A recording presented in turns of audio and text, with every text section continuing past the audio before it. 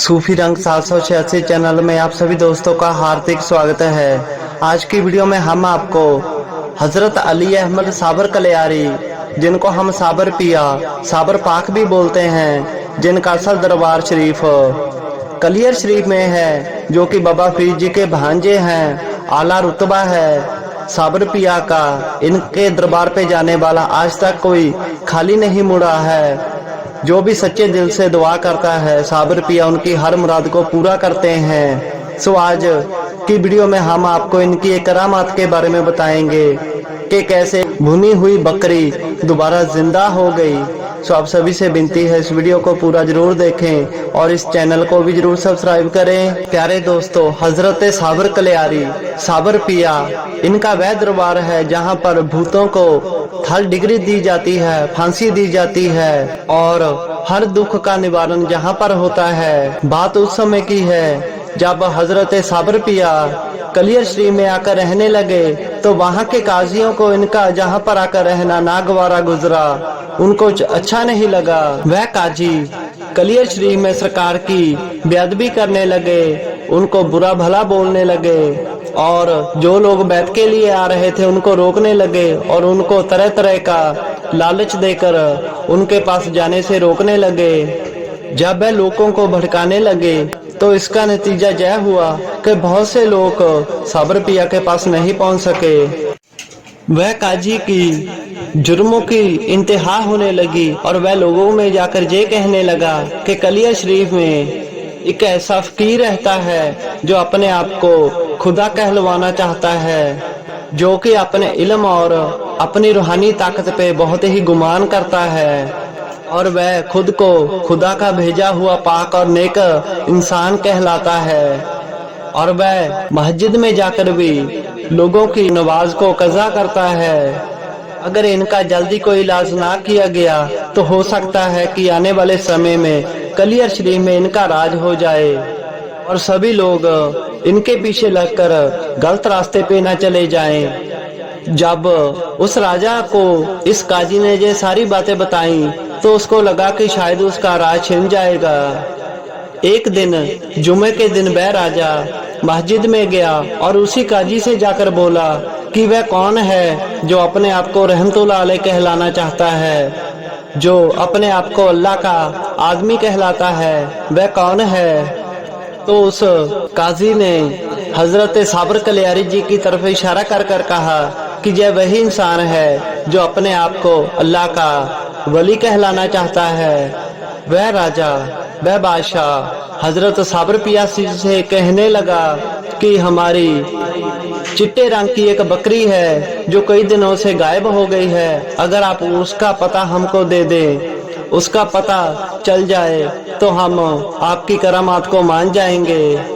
अगर हमारी बकरी वापस मिल गई तो हम ये मान लेंगे कि आप अल्लाह के पाक वली हो।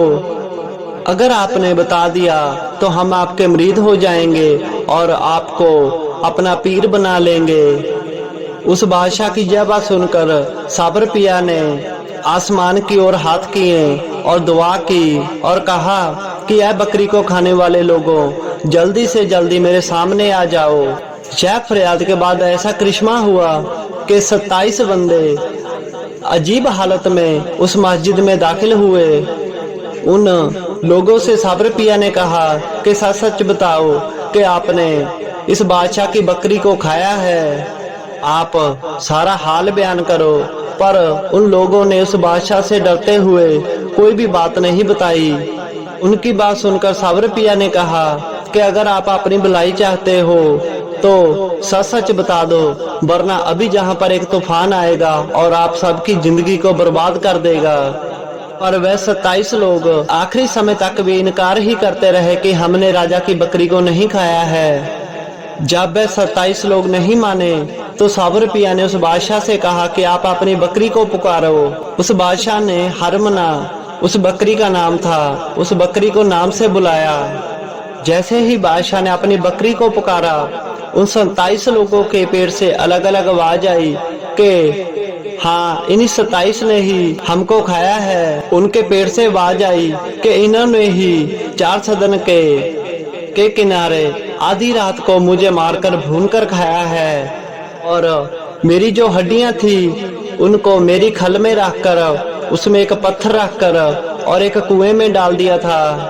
वो कुआं सदर के कूचों में है, जिसको इस बादशाह ने बड़ी ही मेहनत से खुदवाया था। जो भी उस शहर में कोई भी गलती या गुनाह करता था तो उसको उस कुएं में डाल दिया जाता था। यह सारी बातें सुनकर उस बादशाह को यकीन आ गया, पर उस काजी को यह सारी बातें अच्छी ना लगी। अपनी हार को होते हुए देखकर उस काजी ने बादशाह से कहा कि आप इसके धोखे में मत आए, ये बहुत बड़ा जादूगर मालूम होता है।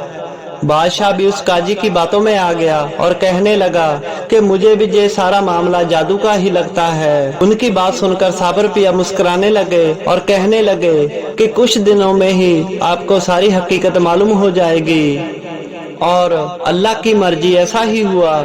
चंद दिनों के बाद ही उस बकरी की सारी सच्चाई उस बादशाह के सामने आ गई और उस काजी की भी सारी सच्चाई उस बादशाह के सामने आ गई। और उसी के बाद ही कलियर शरीफ में और सारी दुनिया में ही साबर पिया का जय जयकार होने लगा। बहुत से नए लोग उनके मुरीद बने और वह बादशाह भी उनका मुरीद बना। सो प्यारे दोस्तों, बहुत ही आला रुतबा है साबर पिया जी का, साबर कलियारी जी का। सो ऐसी शान है अल्लाह के वली की, साबर पिया जी की, जो अपने मुरीदों को कभी भी खाली वापस नहीं मोड़ते। बस हमें मांगना आना चाहिए। सो पीर बाबा की और वीडियो देखने के लिए इस चैनल को जरूर सब्सक्राइब करें।